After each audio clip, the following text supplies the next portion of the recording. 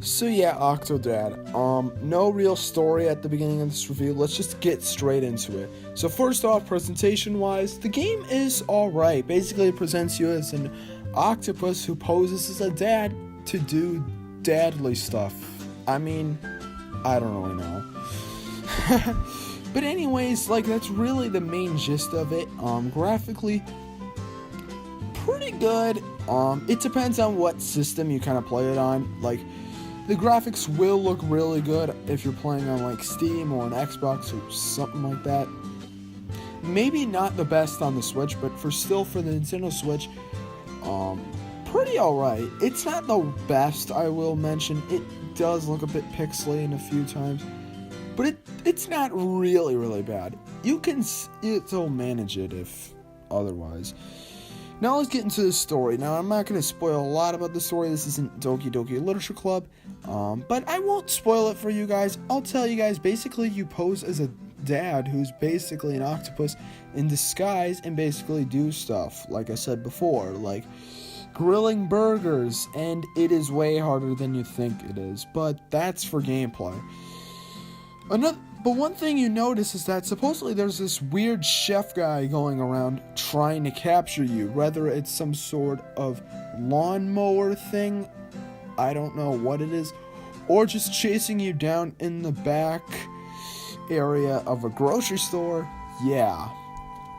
Story-wise, it's not the best. Like, I mean, it's basic enough.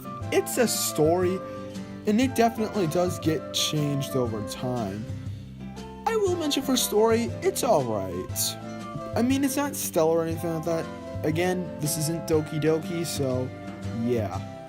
But here's a time to go and get into the gameplay. Now, the gameplay in this game is really weird. So weird that... what?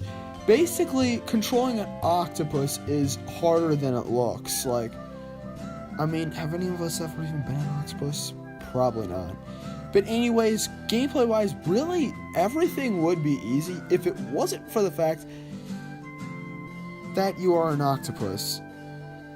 I mean, I don't know. And being an octopus, like I said before, really hard. Moving around can be quite the chore on its own words. Yeah, definitely annoying, especially trying to get the hidden ties, but that's something else. Ugh.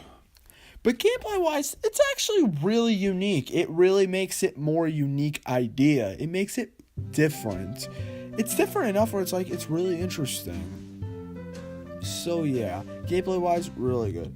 Control-wise, it works okay. I mean, everything's responsive. The left stick basically allows you to move your arm around, up and down, kind of. And the right stick allows you to move it around, kind of like, around like a specific distance or anything like that. I don't know. It's hard to mention, given that you can't really change your camera angle that much in the game. The ZL and ZR buttons are used specifically to use your legs to walk around, and the same thing with and when you're holding one of them down, you can also use the left stick to move your leg around as well. It might get a little bit hard to get used to at first, but it isn't the worst thing ever. And that's really all there is to the controls. It might be weird, but don't worry, you'll get used to it after a while. Once you get out of the tutorial, it gets a lot better. Now we'll get into content. Now, content-wise, this game is sort of short. I think this game is kind of short. Now, I'm not going to say too much about it, but this game is short. You can beat this game in roughly like 3 hours if you wanted to. Now the thing about this version of the game, and I'm not entirely sure if this is true or not, but the difficulty in this game on the Nintendo Switch version is actually scaled down a little bit. It doesn't seem nearly as hard as it is on the other systems. I don't know why it was done like that. I don't know. But even regardless, the game is just so quick. Like, really, beating the game can take you 3 hours. Like, an afternoon. Basically, as long as the adventure mode of Mario Tennis Aces. Anyways. But keeping in mind, this isn't a $60 game. It's only a $15 game. So, I will give it credit there. It is $15 and isn't a lot of money. But even then, I feel like they could have at least put a little more into it.